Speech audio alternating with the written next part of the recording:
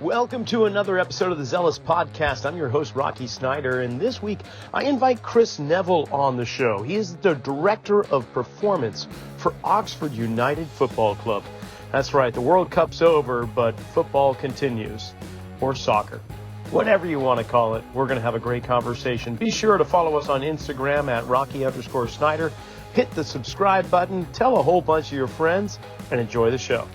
Yeah, I would love to talk about the courses that you teach at university when it comes to football science. That would be very fascinating. And then the differences between what you're doing with Oxford United, with the youth, the academy, with the women's and the men's, but also the Speedway team that you were working with as well. Now that's primarily dirt track with motorcycles. Yeah. Fabulous. Yeah, I mean it's varied. If I'm honest, Rocky, it's thanks for having me on. By the way, it's an honour to be on. I appreciate the time. It's going back to the university. In 2017, I was working full time in football, and have done kind of since the late 90s, early 2000s, and I got to 2017, and I thought really I got kind of old in the tooth, if you like, and I should start sharing a little bit more with maybe a younger population, younger generation of practitioners, sports scientists, strength and conditioning coaches coming into the industry. And it's much more challenging for them now, it's much more of a saturated market than it was when I graduated back in the day. And so I joined university teaching in 17. And the course that I teach on is a hybrid really between the traditional sports science topics or subjects and football. So we kind of take biomechanics, nutrition to a degree, certainly physiology, sports psychology, and we merge those into with a football theme, if that makes sense. Mm-hmm. Students are also exposed to coaching methods. So really what we're looking at is how do we apply our scientific principles throughout the 3-year undergraduate degree into the field. So you need to know how to coach, you need to know how to talk to football players, and you need to know how to be able to converse the scientific elements, but in a football language, if that makes sense. So yeah, that's been running for the last 4 years or 5 years now. Did you develop the curriculum yourself, or was that something that was already in place that you came in and began to instruct and teach? Yeah, so we had initial conversations about the development of the course, and I was still working in industry at the time. And then once I came out into academia, then we were able to sort of start the course, if you like, recruiting into the course and taking it forward. So we kind of developed the course initially, and then started teaching. But of course, revalidation, things change. We spoke to our students on day one of year one and said to them, look, when you graduate in 3 years' time, the industry will have changed, because it does, and it's so fast moving, and science is, of course, research is carried out all the time. So we're learning all the time. So what is relevant now may well change slightly in 2 or 3 years' time, which is why you need to keep abreast of all the scientific developments. Can you give me an example? Like what has changed within a short period of time, would you say? Yeah, I think the biggest change is really around technology and the use of technology. I mean, there's probably lots of different examples, but I suppose when the students first came in, we weren't really talking so much about artificial intelligence, for example, the use of virtual reality, mathematical modeling. So, this is only sort of 4 or 5 years ago, but that really is accelerated more probably outside football, and the influence of what's happened outside football into the football world has really accelerated over the last particularly last 3 or 4 years, I'd say. So, when our students first started, we weren't really talking about that. But now, certainly now, we're halfway through the academic year here. We'll certainly be talking more about modelling, what that looks like in the football industry now, from a recruitment point of view, from a performance analysis point of view, from a load management and training point of view, both grass-based and possibly off the grass in the gym. So, how do we kind of create those algorithms, for example, to look at trends of our players? How do we individualize everything that we do now? So we have, those technologies that are allowing us and enabling us really to be able to individualize everything. So, and the last bit is really around education, how we educate players, because you're going to have to, the key to everything is your relationship with players, with footballers. So, how do we learn to converse in a way that they understand? We're not talking in sort of scientific speak. We're not talking in high tech speak. We're talking in a way, in a language that resonates with them. And then once you get their education, their buy-in, and they understand what they're looking at, then to a degree, as practitioners, we can not really step back. We can step back a little bit and allow them to take a bit more ownership of their own programs, their own training regimes, and so on. Well, that's interesting. So you've got several students, I'm sure, that have some experience playing football, but at the same time, you've probably got quite a few that aren't necessarily the most athletically inclined when it comes to football. So how do you approach them as future professionals? Like, for instance, when I was studying with the Titleist Performance Institute and talking about golf fitness, they say, if you don't golf, do not touch this club. It's poison. Don't even begin to work your way around it, because if somebody that is an avid golfer or PGA player see you grab that club and try and do something with it, and instantly they will know you know nothing about how to even hold the club. So do you do the same thing, similar? It's like, we don't want you touching the ball. That is a death knell. Well, let's instead, here's how we're going to approach it. How do you work with those students that don't have that kind of background with football? Yeah, that's a really good question. It's quite funny when somebody comes into a new environment like football. The players will always watch whether they can kick a ball or whatever. So and they can often tell before they've even. I'm sure it's the same with golf. They can often tell before they've even kicked the ball whether they can kick a ball. But I think, in answer to your question, we've gone from when I first started in football. As I said, in the late 90s, early 2000s, we were very much generalists. We were kind of a little bit a jack of all trades, but not really a master of anything at that stage, because we were really learning. There's not really too many technologies around. We were still, performance analysis was very early in its infancy in terms of its impact on training and methods. So we're very much learning, we're like generalists. Now, the other end of the spectrum, after 20 years, we've got real specialists in lots of different fields. And so we look at a typical, English Premier League team now, they'll be supported by maybe up to 20 different types of specialists. So, players are used to that now. They're used to people around them. Of course, coaches, a lot of the coaches have come from maybe a playing background, technical coaches on the field, possibly head coaches, some not even the case, but a lot have come from a football background. But a lot of those support mechanisms, sports psychology, sports nutrition, physiotherapy, sports therapy, physical therapies of different degrees, club doctors, sports medics, have all have come from a variety of specialities. With our courses, we accept that we're going to have some students come from a football background. Some are more maybe fans as opposed to actually played football. They have a real interest in the analytics of football. So they analyze the game. So some of our students, for example, would like to go more into performance analysis and breaking down performance into usable chunks rather than the actual application on the field. Some may be more geared towards strength and conditioning and gym-based rehabilitation and injury mitigation programs.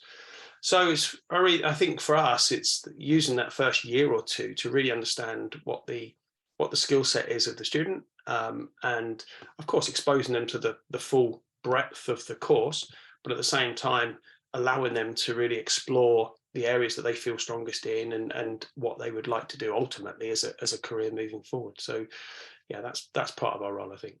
Now, with this particular strand of sports science, do you in the university have other sports-specific sports science courses? So not only for football, but this may be for cricket or for tennis or anything like that. They can choose a sport specific path with sports science, or is it exclusively football right now? Yeah, no, we don't. Is the answer to your question. The reason we chose football is because we have a football course, a football studies course, which is quite a large course. It's a bit more general in that students will learn a variety from football marketing to football business through to football coaching and so on. So it's quite a broad but very popular course, both internationally with our international students and also our UK-based students. And we also have quite a strong sports science, generic sports science course, so covering all different sports science topics. And it seemed a natural fit for us when we got these two big courses to have something a little bit more niche that's kind of fitted in the middle, if you like, that took some students that were very much sports science orientated, but actually from a football background or football interest, if you like, to provide a sort of a niche course. So it's a relatively small course compared to the two bigger elements of it, but naturally it's going to be because it's a bit more niche. So yeah, in answer to your question, no, we haven't got anything specific to other sports, but that's the reason that we chose football science. And then just finally, with the course questions here in university, do you find that there is a higher influx on the years where the World Cup is occurring in terms of number of students interest? I don't know. That's a really good question. I don't know. I mean, our student numbers tend to be very stable, and so I don't know whether we would have more. I mean, of course, we've been through COVID in the UK. We've obviously had Brexit, which is, we've come out of Europe, which maybe has in fact impacted some of our recruitment strategies and so on. I'm not kind of involved in that area, but just subjectively, our student numbers have remained, from our courses perspective, have remained relatively stable. So we just had to tweak them a little bit, as I say, because we've done a lot of online kind of work as well over COVID, and we were sort of locked down in this country. So yeah, it's been a challenging but interesting period. I bet. Now, speaking of interesting period, there was a time where you were working with the Great Britain Speedway team, and now this is a race team, which is quite different than football. So we'll get back to football because I want to know about Oxford United and all that you're doing with them. But I'm very curious about your time with Great Britain Speedway team. How did that come about? And what's the carryover between your work with football players and raceway team? Yeah, great question.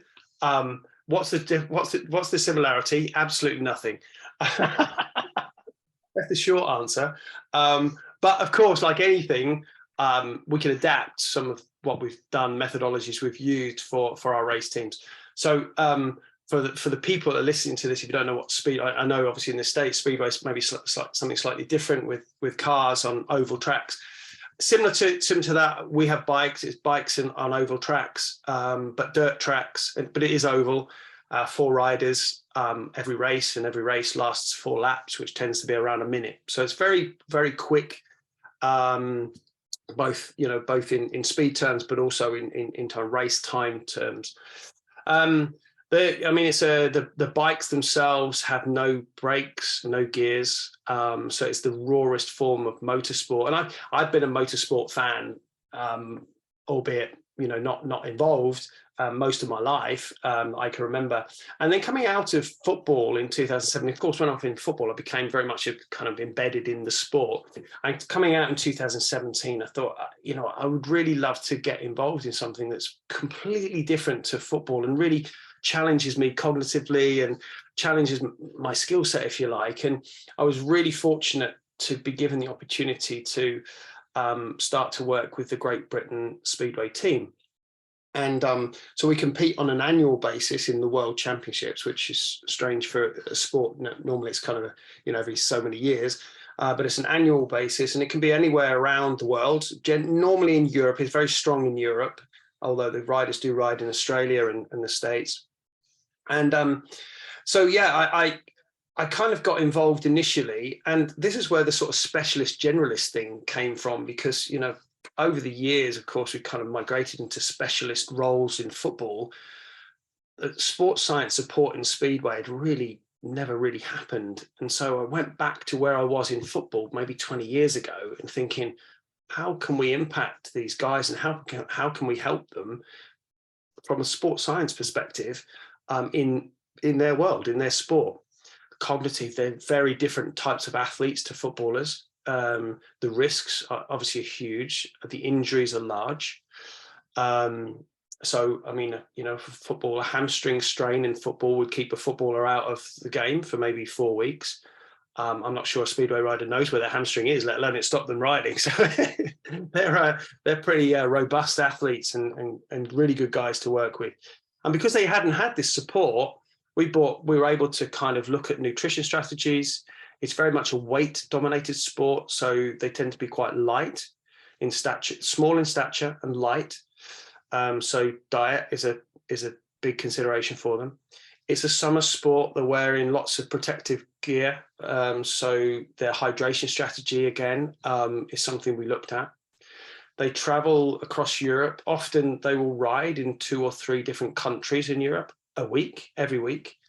So again, travel and the impacts of flying, the impacts of travel and hydration and preparedness, sleep, again, was another challenge which we were able to look at with them and help them with. And then their training strategy, strength, robustness around, manipulating a 500cc machine that goes 0 to 60 faster than a Formula One car. So helping them to develop core body strength, shoulders, neck, and so on. So there were lots of areas which we would do very, very differently in football, of course, but actually the fundamentals of what we were trying to do was so similar in some respects. So that's fabulous and very, very great answer. You're very comprehensive with that. I'm curious too, in regards to the athlete and their, excuse me, the physical demands of their structure. We're talking going around a track in a counterclockwise fashion. So always turning left, always leaning in and then straightening out. So I'm just thinking like of spine mechanics. We've got flexion, we've got lateral flexion left with rotation left. You might consider that a type 2 spine. Did you notice or have to address these kind of muscular imbalances that were just inherent within the physical demand of their sport? Yeah, another really good question, Rocky. We knew that their athletes coming into the season, they will ride anything up to 100 meetings, and each meeting will be anything between 5 and 7 races. So up to 500 to 700 races a season. Everyone, as you say, is very asymmetrical. So the development of their different side of their spine, so the right-hand side of their spine, is quite pronounced at the end of the season compared to the start of the season. So in the off season, for example, in order to prepare them for that, we do some exercises around, as you say, around the T-spine, certainly around the core and torso, top of the torso region. We also do some work with their neck, because they'll counter move their neck depending on where they're turning the bike. And yeah, they certainly develop over that time. So in the second year that I was working with them, I really wanted to understand a little bit more about the degree of asymmetry. We're never going to stop it because clearly it's an asymmetrical sport. So we used a company called Motorsport Biomechanics, and they came and did some EMG analysis on our riders, which meant that they had to wear some analysis and some, which was quite interesting actually, because we had one rider that he didn't actually crash, but he wasn't far off crashing, and that was quite interesting. That was a bit of a spike on the on the analysis at the end. But yeah, I mean, so for example, because they're turning left. If you can picture a race bike that's sliding, broadsiding around a corner, they have a foot peg on their right-hand side of their bike, but not on the left-hand side. If they did on the left-hand side, they clearly hit it on the track. So they have to push, but the determinant of traction is to get the back wheel obviously into the track. So they push through the foot peg on the right-hand side of the bike. So real forceful right leg extension, but left leg flexion because they're keeping the left leg off the track. So we wanted to know the degree of this is just in legs and glutes and hamstrings. So we just wanted to know the degree of difference between the two, and it was very pronounced. It wasn't quite as pronounced as we thought it would be because it's counteracted by the straights. And the top riders will try to keep the bike as upright, even though they're going around corners. They'll try to keep it as upright as possible, which means that the majority of the tire is on the track, which creates more traction, which creates more speed. So they don't actually push as much through the foot peg as maybe a junior rider would. So again, that's something we're coming up to now, where we're kind of learning a little bit more about our junior riders' development versus our senior international riders. Fabulous. Yeah, I think maybe a few of the listening audience are going, well, listening to your description of the musculature on the right side of the spine versus the left side of the spine, and why it's so pronounced on the right is primarily because of all that eccentric load of preventing that body from going any further. And that's going to develop the hypertrophy there. Where on the left-hand side of the spine, it's almost passively in a contracted state because it's not being asked to do much. It's not actually pulling them so much over to the left as gravity is taking over quite so much. So curious though, I mean, just simple logic might suggest that we spend a little time going counter race direction, so that they're going to spend some time racing around the track going clockwise, just to in some regards kind of balance it out. But I get a feeling that that's not something that is done as much as a part of the program, or is it? Do you have them go around the track on the opposite direction? No, the bike wouldn't allow it. It'd have to be a complete of the bike. The exhaust is on the right-hand side. The foot peg is on the right-hand side. Everything is the bike is designed as asymmetrical as the rider becomes asymmetrical. What we can do with the rider is try to compensate some of that asymmetry artificially in the gym, training methodologies that they're using. In fact, I met one of the riders yesterday, and we were talking exactly about that. About creating some bit more symmetry in the gym, because he felt that towards the end of his season he was becoming not over dominant on his right side, but he felt that he really wanted to balance that out a little bit more, particularly when he's going down the straights, because obviously he's then going straight in a straight line, so he's using his left side of his body and his right side of his body. So yeah, it's a challenge for us, because like any sport, it's very much individual, and riding styles will dictate how much and the type of track you're riding on. In the UK, we tend to have, without getting too technical, in the UK we tend to have quite tight tracks, which means the riders have to turn much more aggressively than, for example, in Poland. The Polish tracks tend to be very big. They're over football fields, they're round football fields, so they tend to be quite big.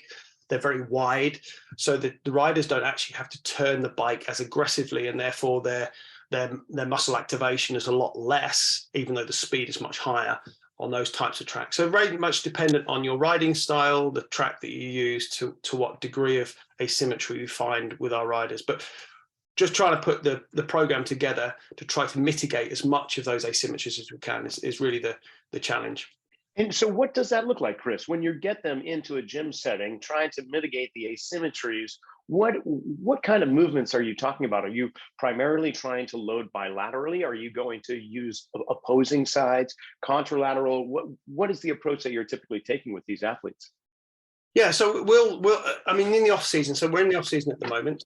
They'll carry on in the off season until the racing season will start around about end of March, early April time.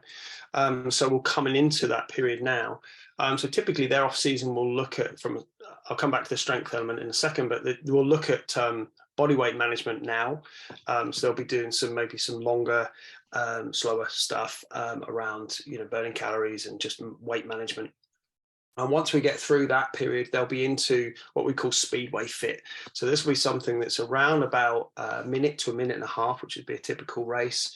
A higher intensity, we know from some heart rate analysis that we've done with the riders, that they'll go from resting heart rate to 80 to 90% within 2 laps. That's within 30 seconds. They'll finish the race at around about 90% of their maximum heart rate. So we'll do some Speedway specific work with them. And then in the last period of pre-season, as they come into the season. Then we'll do some reactive work with them, which just really just fine tunes, if you like, those sort of gains they've made through the off season. The start is very critical. It's only a minute race, so the start is critical. Reactions from the start are important, but also the reaction actually in race, being able to manipulate the bike when you consider there's 4 riders very, very close, riding 70 miles an hour with no brakes. The ability to be able to manipulate the bike into the right position is really important. It's crucial to success in Speedway. So being able to be reactive is important. So we'll do some reactive work with them. In answer to your question on the strength, we'll start with very much a balanced approach to whatever they're doing. So if it's neck, if they're working with their neck, we'll certainly do both sides. We'll work both sides, the same with their T-spine, the same with their thoracic spine, and all the way down, and their lumbar spine and around their core. As they come closer to the season, we'll probably slightly load the left-hand side a little bit more, just really to give a compensatory effect. But at that point, they're starting to ride again. They're starting to test their bikes. They'll be back with their clubs. So the effect of those rides will obviously start developing that asymmetry. So really all we're doing at that point is just countering the effect of the riding. In season, once they get into the season, then that's more problematic for them because they're riding so regularly, they rarely get the opportunity to get into the gym. Sometimes they do, depending on the club that they're riding at, and the level that they're riding at. And so then the same thing, really. They'd just be working probably both by and unilaterally, but really dominate, probably controlling the left-hand side of their body a little bit more, just to compensate for that natural development in the right. The last thing to say is around mobility, really. We think of a motorsport, a motor racing driver or a riding, whether that's motocross or speedway in this case, as just kind of hanging on to their bike or their car. But in speedway, mobility, particularly around the hips, the torso, it is really, really important. They move around the bike a lot.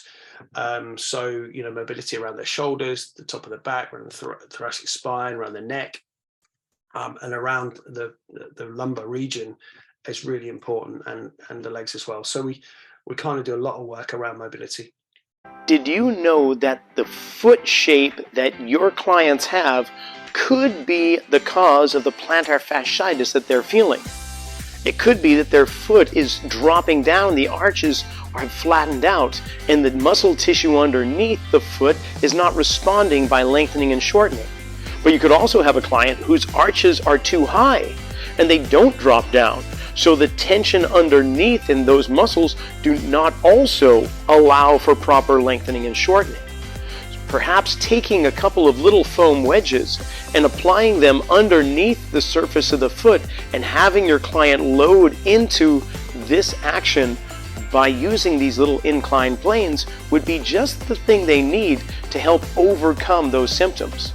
That's just one of the little things we'll be looking at in the Perform Better Functional Training Institute's closed chain biomechanics course, January 21st. Go to my website, rockysnyder.com, to find out how you can register. Click on events and we'll see you there. And following that course, I'm going to be teaching 2 days of biomechanics as it relates to the upper body and gait mechanics. And that'll be in Hingham, Massachusetts, January 22nd and 23rd. So again, go to my website, rockysnyder.com, click on events, go to workshops and courses, and register for that while you're at it. Now back to the show.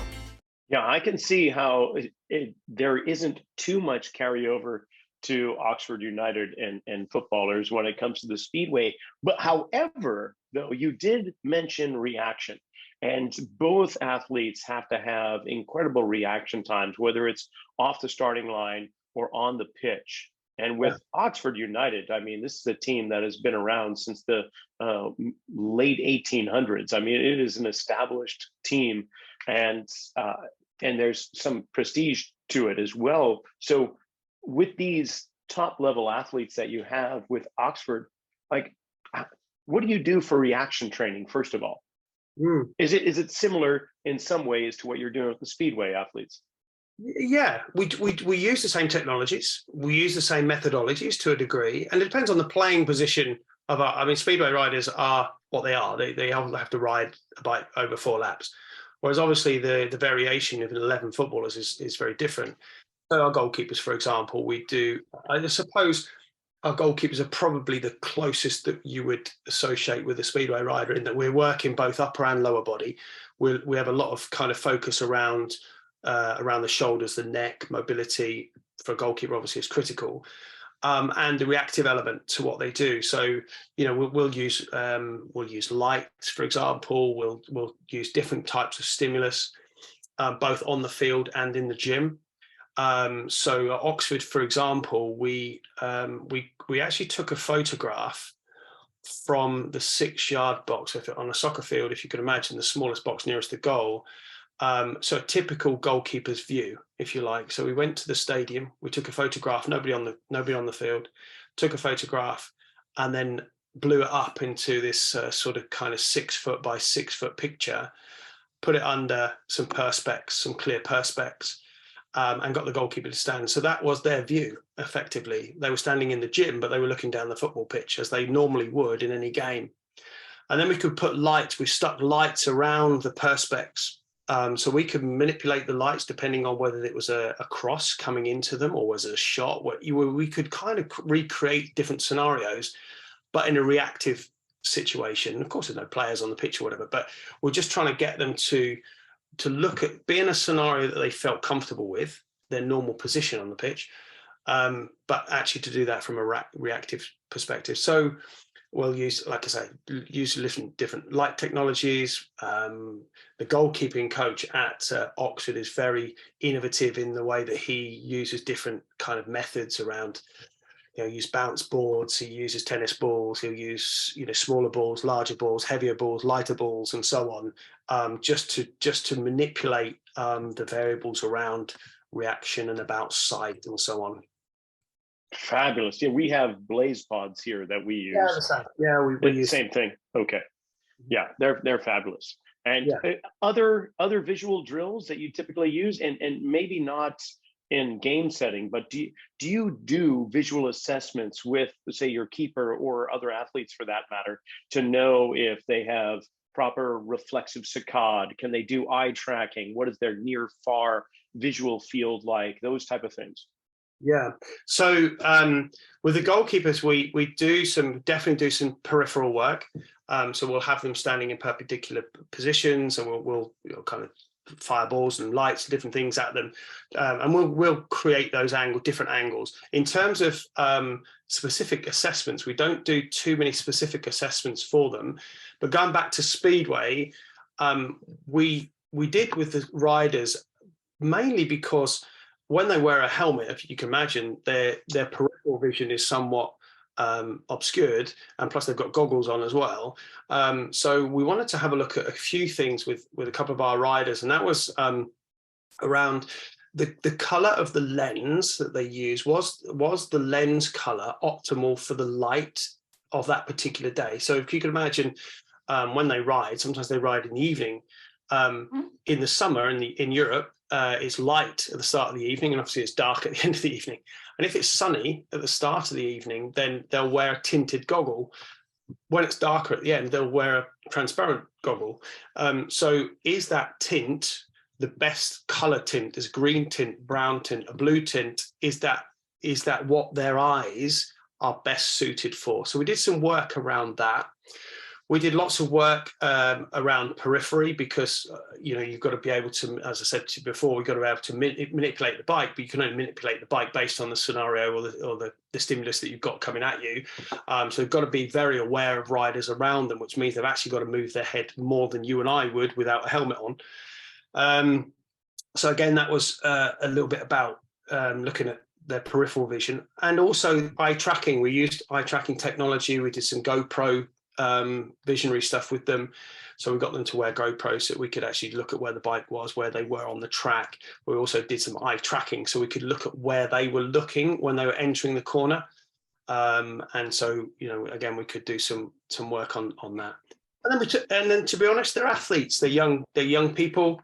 We put some fun games together. We play you play snap with your kids, and we play fun things in the gym. We get them to do different things that are going to just be a little bit more reactive and competitive as well. You always get buy-in when it's competitive. Well, I imagine that carries over quite well to the footballers also, in terms of their peripheral vision, their ability to see the entire pitch, where the players are, where the opposing players are, and especially targeting the ball. So are those things that did carry over to strength conditioning with Oxford United? Yeah, absolutely. Well, we work with, so our goalkeepers in the gym, for example, we will do some work.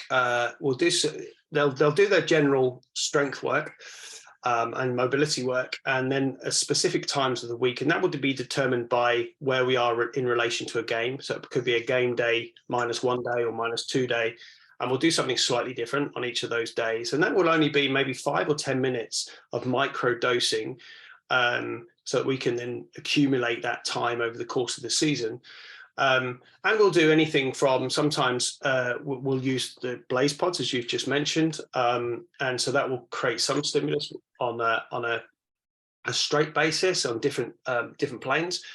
We'll do some work on the peripheral side of what they're doing, and what we try and do in the gym is to make sure that we're complementing what they've done on the field. There's no point in them doing some work with tennis balls, for example, on the field in a sagittal plane, and we're doing the same thing in the gym with a light pod, in a sagittal plane, because we'd really just, carrying out the same stimulus. So we try to complement whatever the technical goalkeeping coach is doing on the field in the gym. And because it's not done at all clubs, in my experience, I think, some goalkeepers are just working with the outfield players and just generally working on there. But, it's such a specialized position. It's absolutely makes sense for us to individualize that as much as we can, and to make it very much position specific. And of course, then you get the buy-in from the player much more frequently. And speaking of position specific, I mean, you've got forwards, you've got your striker, your sweeper, and you've got your midfielders and so on. But how much does that determine the individualized programs for all of your athletes on Oxford United? Yeah, I mean, definitely. We will routinely, so a typical training session, we'll routinely have some injury mitigation. I don't like to call it sort of injury prevention, because we're never going to prevent every injury in soccer. That's just the nature of the beast. So we try to mitigate as many injuries as we can. That's all individualized. So for 30 minutes pre-training, the guys will come in the gym and they will work on individual programs. Those programs will be determined by both our orthopedic consultants, so our physiotherapists, sports medics, and our strength and conditioning team, and potentially our sports scientists as well, if they've, through the test that we've carried out, have seen something that they specifically think the player should work with. And also injury history. They may have come to us as a club from another club with having had different injuries. So that's something that we do pre-training. So that's 30 minutes pre-training. Then the guys are out on the field, fairly generic warm-up, depending on, not the goalkeepers, but the outfield players, fairly generic, but sometimes we split that into unit groups, depending on what the technical coaches want to achieve from the session. All the players will wear heart rate monitors, chest-based heart rate monitors, and they'll wear GPS units. So we have a really good relationship with Catapult Sport. We have their units that are worn in I don't know if you've seen it before, in a kind of vest. There's a small pocket in the back, and it's a small device, and we can track players all around the pitch from that. So that contains a gyroscope, a magnetometer, and accelerometry. So we can look at how far the players are run, but how fast as well, and in which direction, and so on. And what's the average distance in a regulation game? Yeah, so it depends on the position. Our midfield players generally cover the greater distance. They'll cover anything between 11 and 12K, 12,000 meters. Not sure what that is. About 7 miles. Yeah. Yeah, I know that. And they'll run at around, so of that distance, we will then break that down into different thresholds based on their maximum speed. So we'll test them for max speed, and then we'll break that down. So we can look at 90% max speed, 80% and so on. And we zone those. So we'll zone 5 would be a high speed run, for example, and zone 6 would be a sprint. So zone 5 would be anything over, I think, 6.8 meters per second. And zone 6 is anything over around 7.5 meters per second.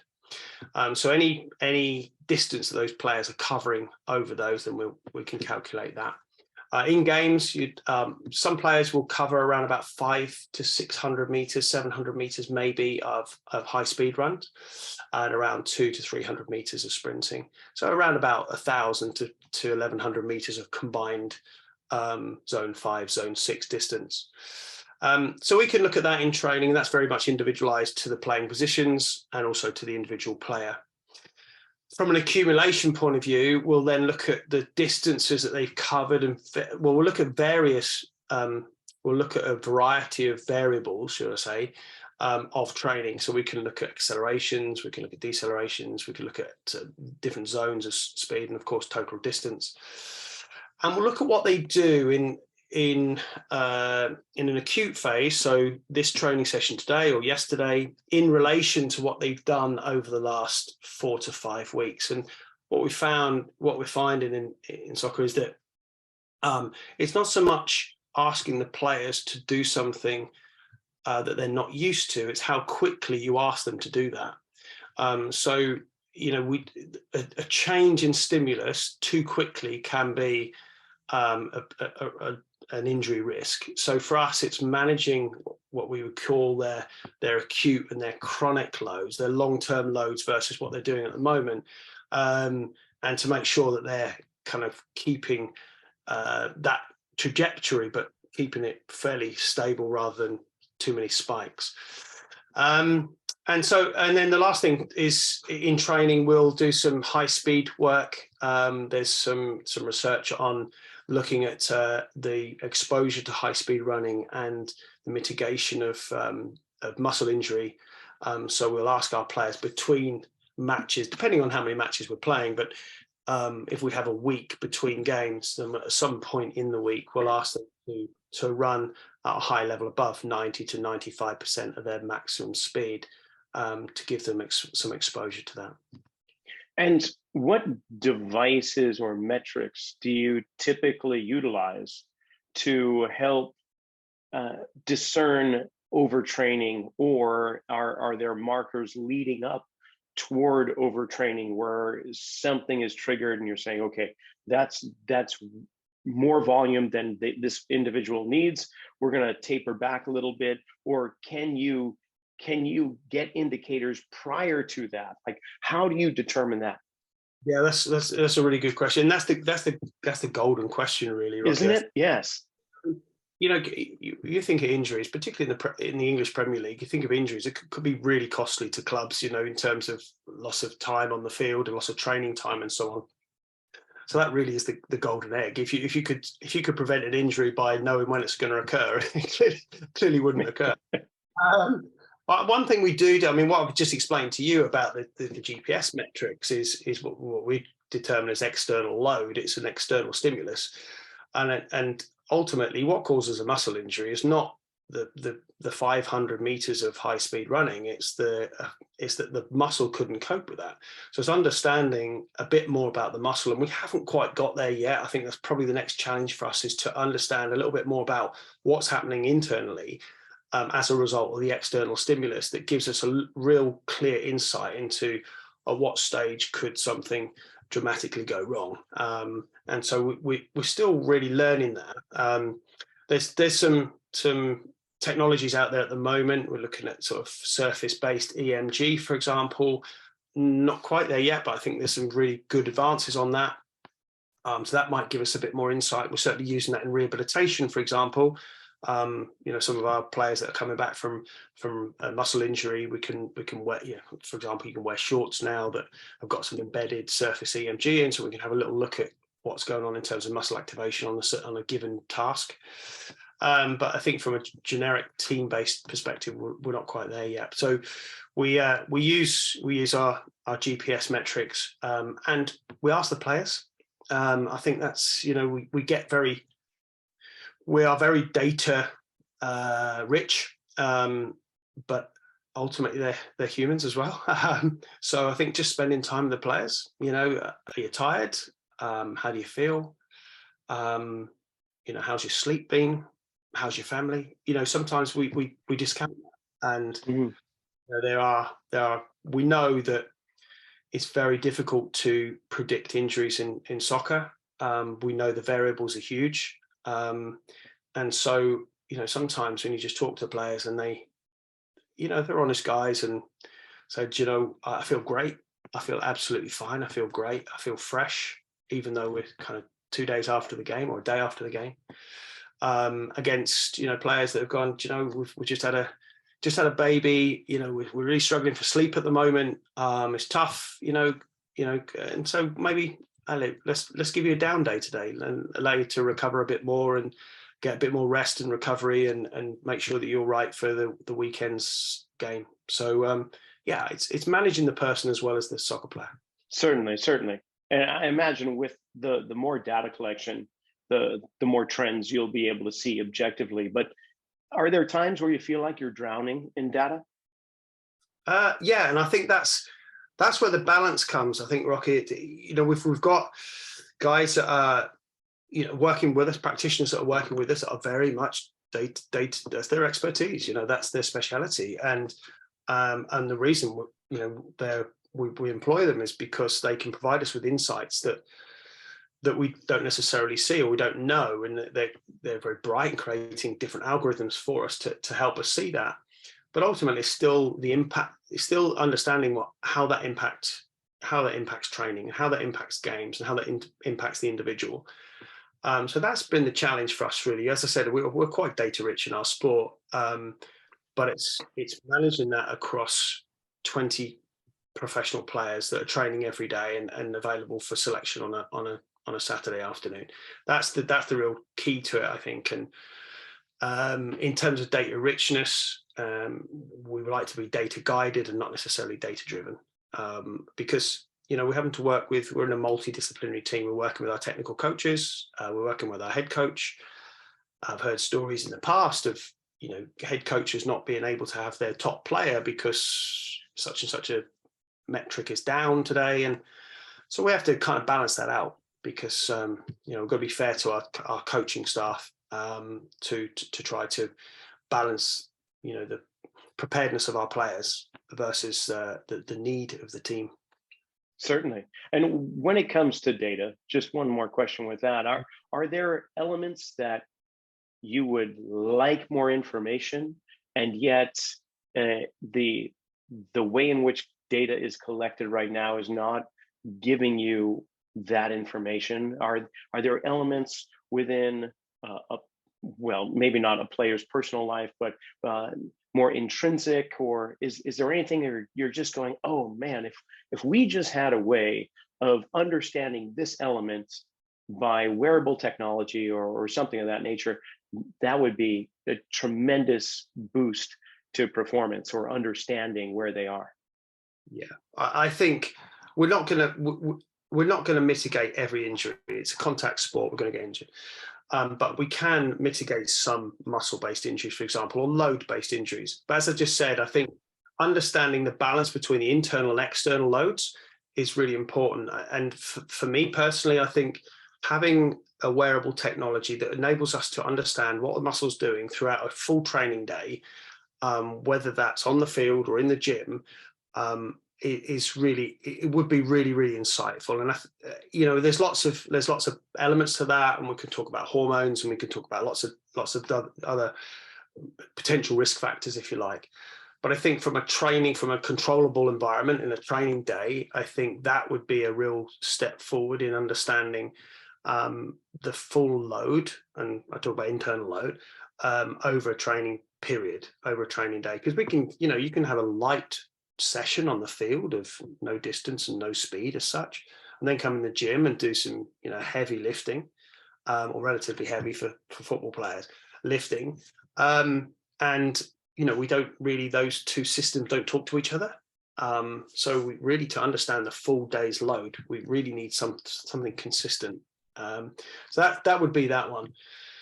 I think it's difficult, isn't it? Because you kind of touched on the ethical stuff. How much do you know about a player's life? How much do you know about stuff that might impact their day to day, at work versus their home life? And so, I think there's that balance. And again, going back to the knowing your athlete, I think having that education program around them and allowing them to then be that real driving force and have a player-centered kind of approach to what we do, and they own what they're doing, they have some accountability to that, means that they may well look at what they're doing away from the training center, and how that might impact what they're doing at the training center, and they're much more likely maybe to then share, actually that might have an effect on what I'm doing. So it's another conversation around it. Certainly.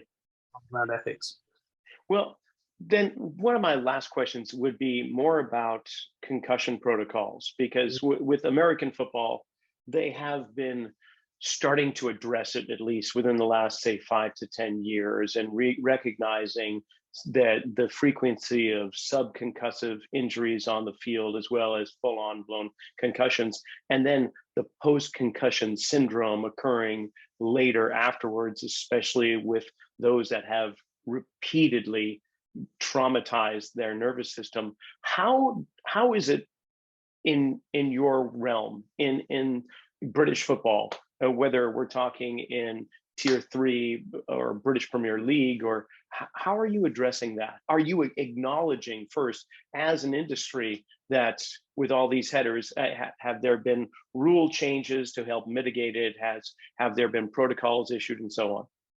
Yeah, it's a very topical subject. It doesn't really matter whether we're talking about the Premier League or Tier 3. The demands of football are similar in terms of head, in the men's game anyway, in terms of head injuries, and heading and so on, particularly at a youth level. So there has been some directives recently coming following some research, looking at youth athletes and the amount of exposure they might have to heading a ball and the type of ball they might use and so on. So there's definitely been some directives there. There's research that's carrying on all the time now, on the impacts of concussion, the instances of concussion, what causes concussions, and then, as you quite rightly say, the after effects of concussion. We've started a relationship with a company actually in Sweden that are looking at a cap that might be used post-concussion almost immediately, that might mitigate some of the post-concussion effects. One of my roles at Oxford United is not just to work with the men, but also with the women's team. And the women's team actually the same tier as the men, Tier 3 in the women's game. And of course, the accelerated growth of the women's game globally is phenomenal. But it actually probably is an under-researched, not just concussion, but just generally under-researched area in terms of women's games. So we know that the likelihood of concussion in women's football is higher than in men's football. We don't really know why that is at this stage, I don't think. But what we're looking to do is work with some of these companies to understand both our men's game and our women's game, and to mitigate some of those circumstances. So it's very topical at the moment, Rocky, over here. And obviously know it is through American football as well. It's and also rugby and lots of sports. So the company that we've been working with in Sweden have done a lot of their research on ice hockey. Yeah, it's obviously topical. And actually, with my other hat on, or my other helmet on, if you like, from a Speedway point of view, the same thing. Our riders have had concussions when they've kind of maybe crashed. So it's very interesting for me personally. Very interesting. Oh, that's yeah. I'm more curious about the Swedish company for that matter. But I can't believe that this time has flown by so much, Chris, because I was wanting to get into the academy and women's role. Perhaps maybe somewhere down the road we could meet again and have another conversation that would involve that a lot more. Yeah, absolutely. Absolutely. I know that, the growth of the women's game in particular has been, women's football, of course, in the States is globally renowned. And now the England team is doing pretty well as well. And I know, having won the European Championships for our national team, and our first game after that was against the US. So it's kind of a big Wembley Stadium sold out, I think, within a day or something. So it's exploding over here at the moment in terms of women's development. So that's another topic I'd be happy to speak to you about at some point. Well, we'll have to do just that. But for the time, you've given me plenty of your time, and I really appreciate that. And I've just thoroughly enjoyed this conversation. So thank you for coming on. You're welcome. Thank you for inviting me. It's been great. Thank you. And thanks for all you do. And that's a wrap for this episode of the Zealous Podcast. I want to thank Chris Neville, as well as Oxford United, for giving us some time and sharing what they've been doing over there on the other side of the pond.